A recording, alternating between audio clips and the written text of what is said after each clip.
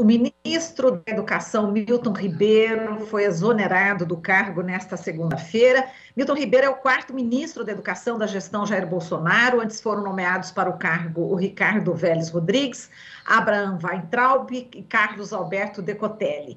Milton Ribeiro assumiu em julho de 2020, ele era vice-reitor da Universidade Mackenzie, vice-presidente do Conselho Deliberativo dessa mantenedora na instituição.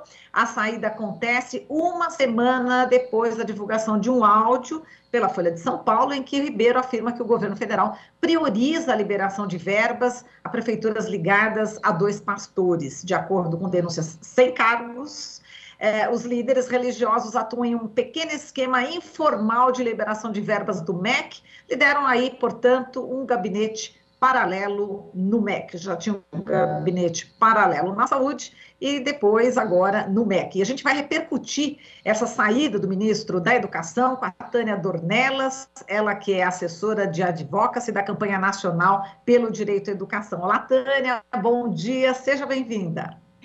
Bom dia, Marilu, bom dia a todos que nos escutam. Pois é, mais uma vez temos uma crise no Ministério da Educação. A verdade é que esse ministro nem precisava, nem poderia ter sido ministro, né? Como outros anteriores. Enfim, vamos conversar um pouquinho sobre isso. Vamos sim, Tânia. Bom, lembrando que o Milton Ribeiro foi exonerado após as suspeitas, né, de corrupção. É praticamente um balcão de negócios, né, que se transformou o MEC, né, Tânia? Aí teve propina, agora é um governo, né, onde o presidente sempre diz que não tem corrupção, né? Aí só que os prefeitos apontaram aí os pastores do Gilmar Santos e o Arilton Moura, que estavam priorizando a liberação aí de verba justamente para os gestores que eram ligados aí ao Bolsonaro e indicados também pelo Centrão. Agora, eu queria que você falasse sobre a gravidade, né, dessas denúncias envolvendo uma pasta como o da educação, né, que pressupõe, por sua própria natureza, educar, né? Como é que você viu esse escândalo, mais um escândalo no Ministério da Educação? Então, eu acho que é importante a gente colocar também que a exoneração ela vem no dia em que o Estadão também divulga a doação de Bíblias com a foto do ministro e dos 2 pastores. Então, só isso já caracterizaria um crime, né, contra a administração pública. Então, é muito triste, e a gente, da Campanha Nacional pelo Direito à Educação, recebe a notícia com muita indignação, porque o Ministério da Educação é um ministério estratégico.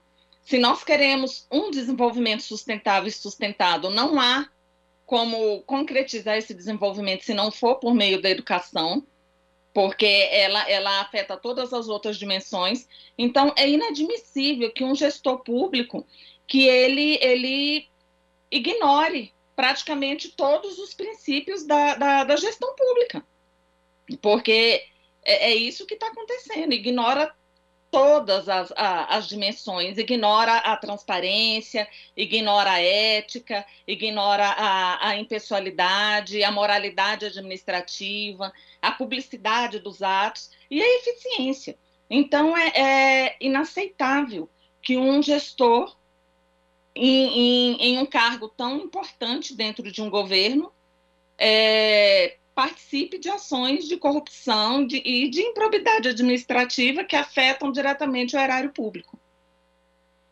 Exato. E agora eu vou ler um trecho da carta dele, né? Enfim, durante essa entrega, né, do cargo, ele disse o seguinte, né? Tenho plena convicção que jamais pratiquei ato de gestão que não fosse pautado pela legalidade, pela probidade, pelo compromisso com o erário. As suspeitas de que foram cometidos atos irregulares devem ser investigadas com profundidade. Tomo essa iniciativa com o coração partido, prezo pela verdade e sei que a verdade requer tempo para ser alcançada. Sei de minha responsabilidade política, que muito se difere da jurídica. Bom, enfim, eu queria que você comentasse, né, a respeito dessa declaração e com todas as evidências, né, que foram mostradas, enfim, pela Folha de São Paulo, pelo jornal Estado de São Paulo, que repercutiu aí nacionalmente, né? Como é que você viu essas desculpas aí, enfim, essa justificativa justificativa do ministro, agora ex-ministro? Na verdade, são justificativas injustificáveis, porque é isso, nós estamos vivendo um momento histórico no Brasil que o concreto, ver, né?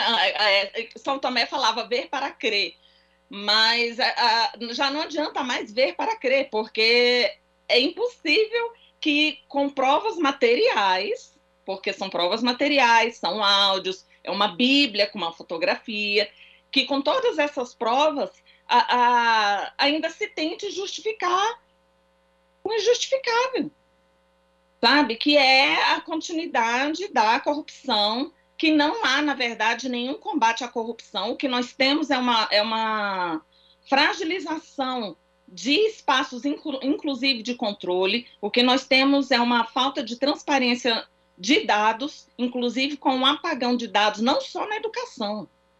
É importante que se coloque que não é só na educação, em todas as dimensões políticas, na esplanada dos ministérios, nós estamos sem transparência. Então, é fundamental que os órgãos de controle, a partir das competências que lhes cabem, levem adiante estas denúncias, não deixem que elas sejam colocadas na gaveta, porque é importante que a gente investigue, é importante que a população, que a sociedade tenha acesso às informações verídicas com relação a essas denúncias de corrupção. Nós estamos em ano eleitoral, o Ministério da Educação é um ministério, como eu já coloquei, extremamente estratégico para qualquer governo, é um ministério que vem sofrendo cortes orçamentários consideráveis. Para você ter ideia, em 2020, o Ministério da Educação recebeu aproximadamente 504 milhões de orçamento, e agora em 2022, 257 milhões. É importante lembrar que nós estamos ainda, embora de forma mais arrefecida, mas nós ainda estamos em um período de pandemia, nós ainda estamos em um momento em que o Ministério da Educação deveria ser protagonista das ações de retorno às aulas no pós-pandemia, e que isso exige financiamento. E o pouco financiamento que nós temos hoje tem sido usado para a corrupção. Então, sem contar que no caso do ex-ministro, para além das denúncias de corrupção, nós também temos que ficar atentas a várias polêmicas em que ele esteve envolvido, por exemplo, com relação ao Enem, né? Que nós tivemos aí no Enem uma abstenção de 55%, que foi a maior da história. Nós tivemos, em novembro passado, 37 servidores que pediram exoneração. Isso é importante colocar, que pediram exoneração, funcionários de carreira, por conta de interferências do governo federal na formulação do Enem. Então, está em discussão um governo paralelo, está em discussão a falta de autonomia dos órgãos, autarquias e do próprio Ministério como um todo, e está em discussão as interferências do governo federal em um nível preocupante. Exato, fora aquelas falas polêmicas, né, Tânia, em relação às crianças com deficiência. Ele diz que crianças, né, com grau de deficiência, que é impossível a convivência, e fala que, como é que ele falava? Que na sala de aula, né, essas crianças atrapalham o aprendizado das outras crianças, fora ainda a questão, outra fala que eu separei aqui para repercutir com você, peguei algumas pérolas, né, do Milton Ribeiro. Ele disse o seguinte: você já está cansado de pegar, com todo o respeito que tem aos motoristas, profissão muito digna, mas eu tenho muito engenheiro, muito advogado dirigindo Uber, porque não consegue alocação devida. A universidade, na verdade, deveria ser para poucos, nesse sentido de ser útil à sociedade, né? E ainda tem uma outra fala aqui sobre a questão da homossexualidade, que é bem grave. Ele diz que acha que o adolescente, que muitas vezes opta por andar no caminho do homossexualismo, ainda coloca isso como doença, o ismo, né? Tem um contexto familiar muito próximo, basta fazer uma pesquisa, são famílias desajustadas algumas, falta atenção do pai, falta atenção da mãe. Vejo um menino de 12, 13 anos optando por ser gay, nunca esteve com uma mulher de fato, com um homem de fato e caminhar por aí. São questões de valores e princípios. Ora, essas falas, queria que você avaliasse, né? Quer dizer, um ministro da educação, né? Que é o posto maior, né, do setor de educação no país, falar isso de deficientes, de pessoas que são deficientes, de pessoas, né, enfim, pela opção sexual, a questão da homossexualidade, falar que a universidade é para poucos, né? Como é que você vê, né, tudo isso? Quer dizer, é uma catástrofe, né, esse setor de educação do governo Bolsonaro, né, Tânia? Não, é inadmissível, sabe? Assim, chega a ser surreal as coisas que nós precisamos ouvir de um gestor de cargo de alto escalão. Não deveríamos ouvir de ninguém. Mas ainda é mais grave quando isso vem de alguém que é autoridade maior naquela temática, que no caso é um ministro da Educação. E além, quando ele fala ainda das universidades, ele ainda coloca que fabricam drogas e cultivam maconha.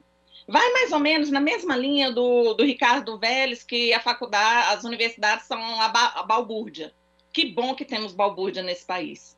A verdade é essa, que bom que as universidades continuem fazendo balbúrdia, porque é a partir dessa balbúrdia, desses diálogos, dessas reflexões que a gente avança e que a gente resiste e persiste nas lutas pelo direito pleno à educação para todos, a educação pública, uma educação laica, e é isso que é importante trazer também, porque a gente vê essa perspectiva religiosa dominando o Ministério da Educação, e isso é extremamente sério. Nós somos um país laico, é importante a gente resgatar isso.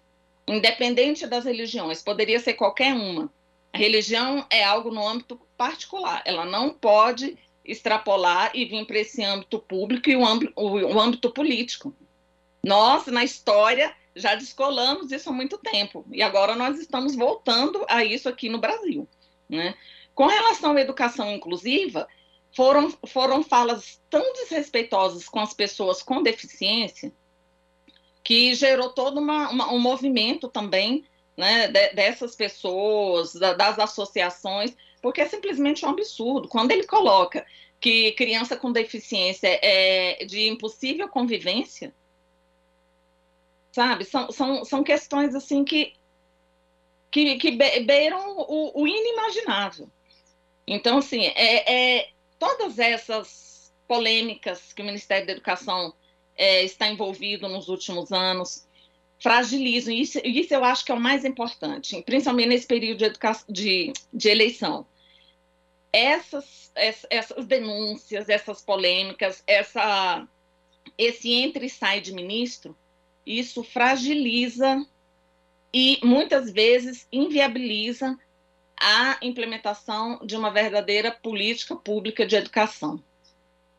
Então, nós ferimos a nossa Constituição Federal, nós ferimos os Objetivos do Desenvolvimento Sustentável, que o Brasil é signatário, nós ferimos as recomendações da Revisão Periódica Universal relacionada aos direitos humanos no Brasil, que tratam da educação.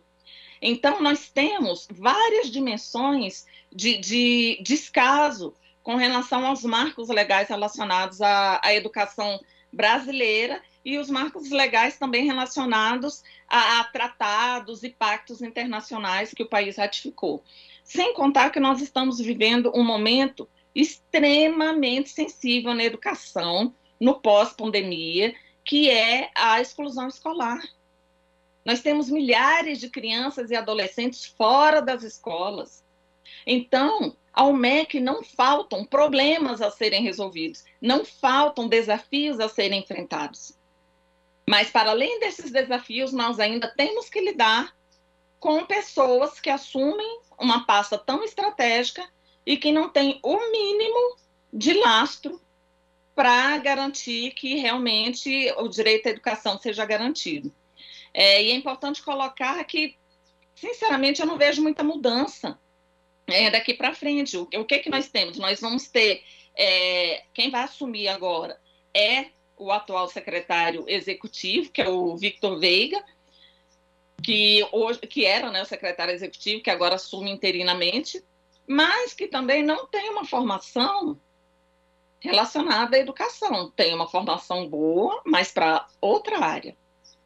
Então, é importante que a gente comece a refletir essas questões, porque nesse processo eleitoral nós precisamos, mais do que nunca, saber, conhecer quais são as plataformas políticas das pessoas que vão se candidatar a assumir esse cargo maior da presidência da República, porque nós precisamos mudar a realidade desse país.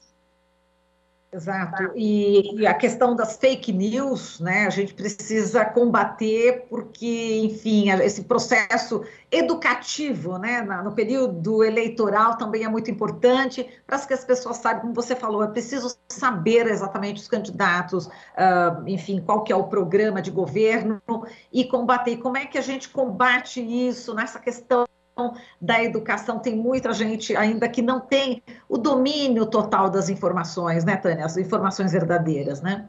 Com certeza, e você acaba que, como as pessoas não têm um conhecimento maior, acabam que se deixam levar por informações de aplicativos que recebem, e aí vem no grupo da família e aquilo vira uma bola de neve. Então, a questão é,